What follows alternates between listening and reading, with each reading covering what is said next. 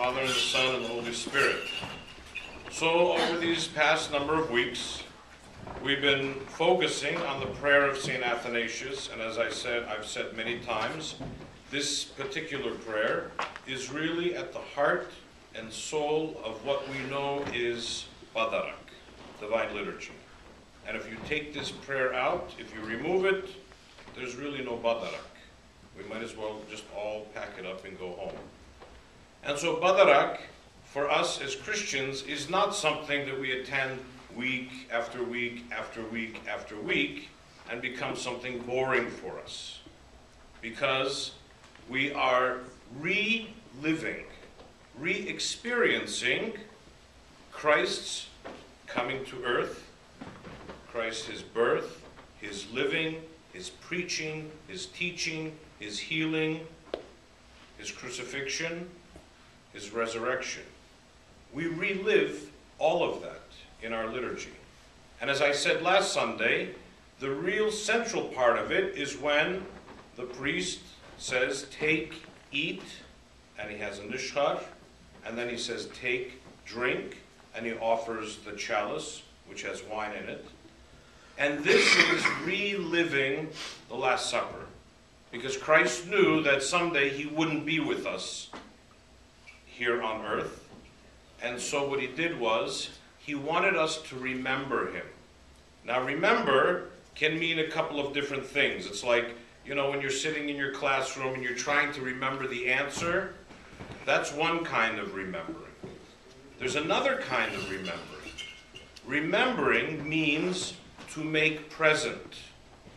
To make present. To bring that person there. And so, when I go around for Tapur, and you all say, remember me, what you're asking me to do is not to just remember you in the back of my mind, but to make you present at what's going on the altar. That's very important to know and to understand, because we are reliving, re-experiencing everything that Christ did and taught and preached and healed. You know, one of my favorite things to do when I go visit my niece and nephew is I like to sit down and I like to watch, which is my favorite movie and also my niece's favorite movie, The Wizard of Oz.